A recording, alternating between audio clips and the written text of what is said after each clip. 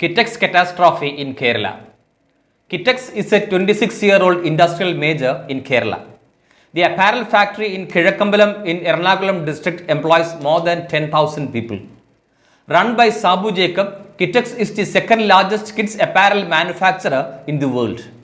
He has been doing the business in the best possible way. Its employees and the people around were happy, so was its owner. But now, Sabu Jacob is fed up with the bureaucracy being whipped by the politicians. Officials have been haunting him for no reason for long. But recent developments were humiliating. The officials had conducted about 10 inspections in the last 1 month alone. There is no clue or information why these 50-odd officials ransacked the factory premises. Frenzied officials roamed all over the multi-storied factory building. They quizzed workers and took notes from many. But the man who runs the show has never been informed why all these exercises. Sabu Jacob says nothing of this sort of witch hunt ever happened in the past 25 years. The officials came, inspected and vanished without uttering anything to him. The officials were acting as if some terrorist activities were happening in the factory.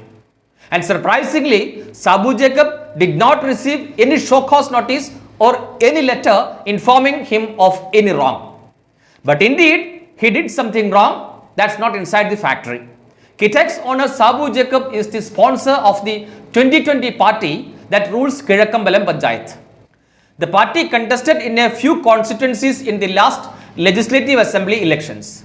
Party's presence and performance was irritating for the other parties and especially the ruling front LDF. Thanks to the superb performance by 2020, the ruling Marxists were losing ground. The official tortures against Kitex are part of settling scores by the LDF regime. The CPIM is unable to accept Sabu Jacob's political influence in a few areas in Ernakulam district. Anyway, now Sabu Jacob gave a befitting reply to the political muscle power by Kerala Chief Minister Pinarayi Vijayan. Sabu Jacob has decided to withdraw from his investment offer of rupees 3,500 crores. He had signed MOU with Kerala government at the Ascent Global Investors Meet earlier. The project was to open an apparel park in Kochi and industrial parks in Palakkad and Thiruvananthapuram. The apparel park was expected to provide 20,000 jobs. The industrial parks would have created another 5,000 jobs. But Kitex, having its slogan, "Perfection is our passion," has lost all its enthusiasm. The incessant harassment by the government has made Sabu Jacob think of alternatives, all due to the nasty and selfish political revenge by the CPIM. And indeed, Sabu Jacob had already made investments in the US.